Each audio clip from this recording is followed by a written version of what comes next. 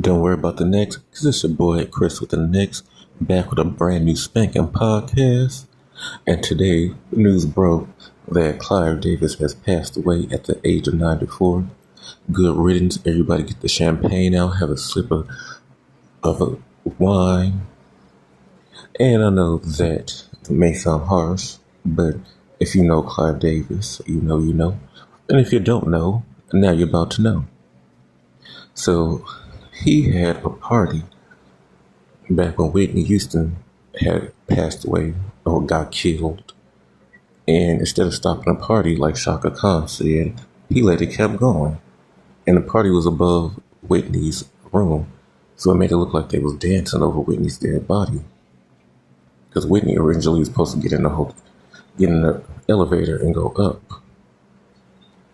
And so that unraveled a lot of feelings, not only truth, because a lot of people start looking at his older artists, like Janis Joplin. They said a man came in her hotel, and then after he left, he was only in her room for 5 minutes. After he came out, she was dead. Now you can always say drug overdose and suicide, but that don't really be the case. You know, with Hollywood, they be doing all types of weird shit, sacrifices and stuff. That's why the internet is taking over with the celebrity stuff. Now, I have my pros and cons with that, but that's another podcast for another time. Now, remember, Left Eye pulled a gun on him after she burned down Andre Rison's house. And that was her idea to do that with her girls from the rehab center, or whatever you call it, rehabilitation center. And Diddy was the one that snitched. That's why his punk ass is in jail. And remember, Clive Davis is the one that taught Diddy how to do everything. So that's where Diddy got his evilness from. So some people feel like that car that hit Left Eye in the Bahamas, that was Clive Davis. He was getting his lick back. Because you remember, they called him the Grim Reaper of music. And that was just convenient, just like Hugh Hefner, when the Bill Cosby case came out, which I feel like he didn't do it. He was framed to set up. But like with the Bill Cosby case, he automatically just kicked the bucket. Now, no, like they in their 90s, they're just close to death. But just like the lady from, just like the old lady from Black Wall Street, you can live to be 112 and die. So that doesn't always mean you're going to die at 90. So if anything, he probably had assisted suicide. Now, one of my girls, Phyllis Hyman, she was the one that cussed him out. She was supposed to be where Whitney was, but she didn't take no talk from him. And if Phyllis was a lot older than Whitney. Whitney got in the game like when she was 17, 16. Phyllis, I think she was already 21, 22. So she already was musically trained. She already knew what she wanted to do. But she wasn't going to take no mess from Clive Davis. And I never believed she killed herself or unalived herself at an hour before she was supposed to be going on Showtime at the Apollo. Because everybody loved her. They was waiting for her at the Apollo. The Apollo is like, if you can survive the Apollo, Showtime at the Apollo, you can survive anywhere in Hollywood. You could even survive the Army. Yeah, the Showtime at the Apollo is very harsh. The black people will let you know if you're good, if you're not. But I don't think the Showtime at the Apollo exists anymore. We got all these stupid sexy reds and super Hanas out.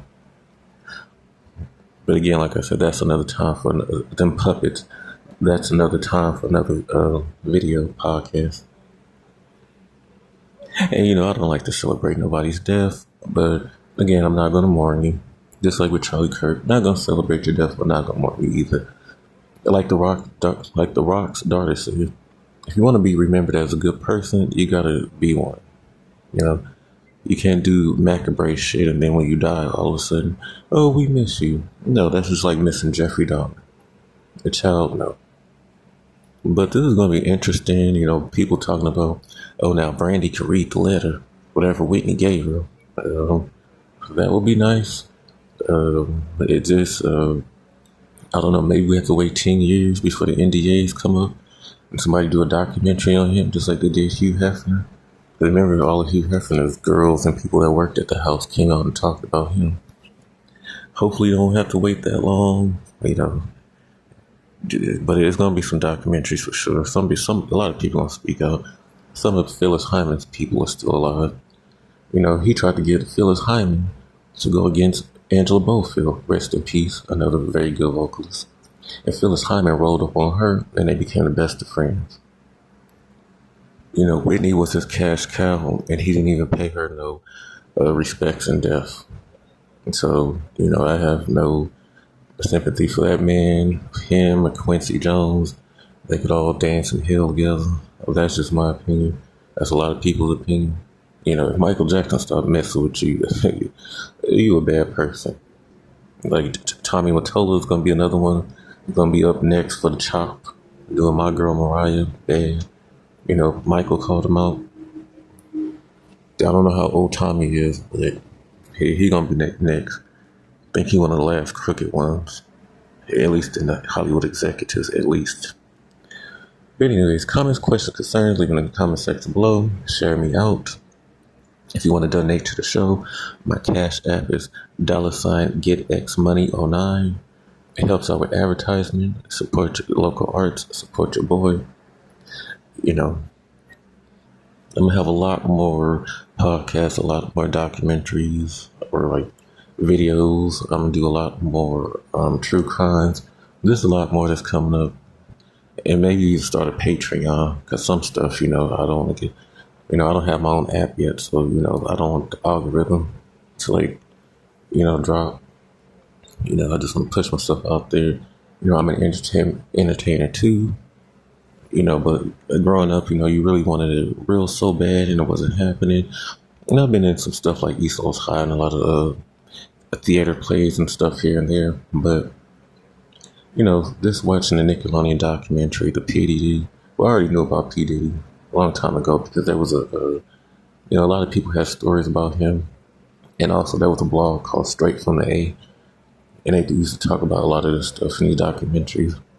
And like if you follow Amanda Bynes with the Nickelodeon stuff, and the one dude with Drake Bell, and he had his director he was a big fan of John Wayne Gacy, which is really weird. Somebody need to report some missing boys or see if any boys went missing under his camp, because you work with children and you're a fan of.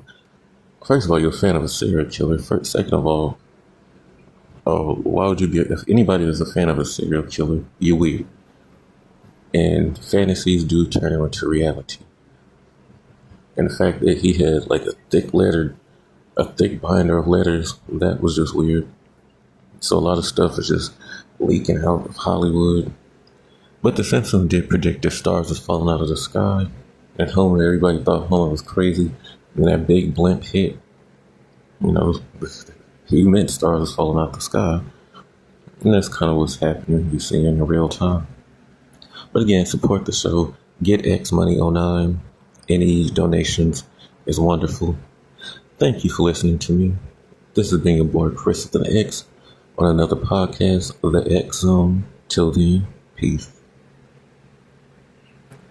Oh, and before I go, he also had something to do with Rob Pietti's death. The one that half the light skinned dude with the dreads from Milli Vanilli. Because remember, Rob Piettis was the one that was speaking out.